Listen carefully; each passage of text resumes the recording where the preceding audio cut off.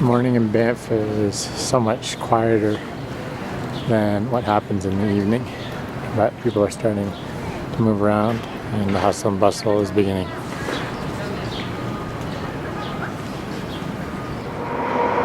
Very Canadian morning. The Trans-Canada Highway behind me, a train traveling right through the Banff region, below Sulphur Mountain, heading towards Mount Rundle.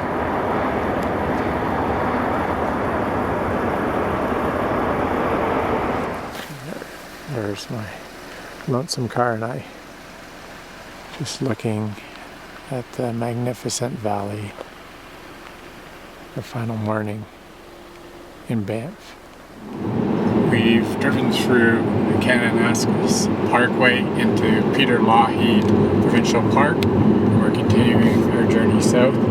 This has as many spectacular mountain ranges as the Icefield Parkway. It's very under-traveled in comparison, and quite amazing to explore more depth another time. South towards Waterton, we are looking at the Twin Cities Hotel at the junction after the Kananaskis Highway. And we have the village of Longview, and they have a little memorial to obviously some of the members of the community that died during the war. We are here at the famous Longview Jerky shop in Alberta.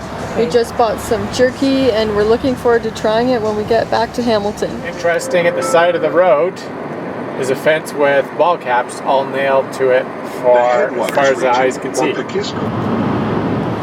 far as the eye can see on the left and right are fields where the Waldron Ranch exists, one of the largest ranches. The cattle were brought up from Montana in part to feed the indigenous community after they lost their usual free-range buffalo.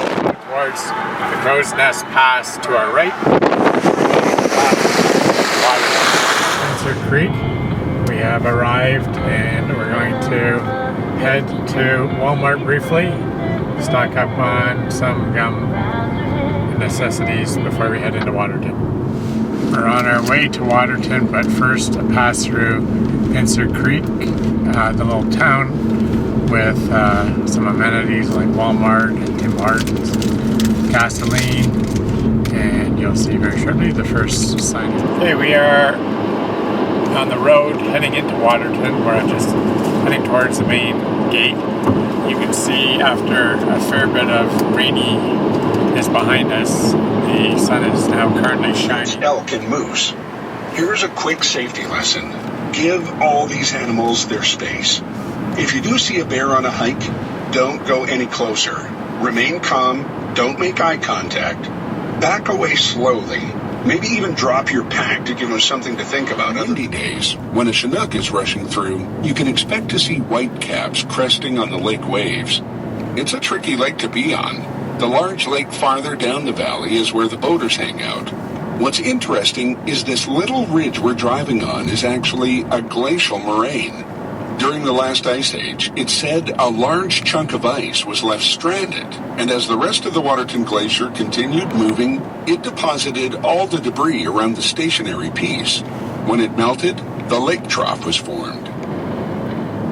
Getting our first glimpse of the Prince of Wales Hotel up on the bluff. If we want to stop for information about the park, continue past the Warden's compound.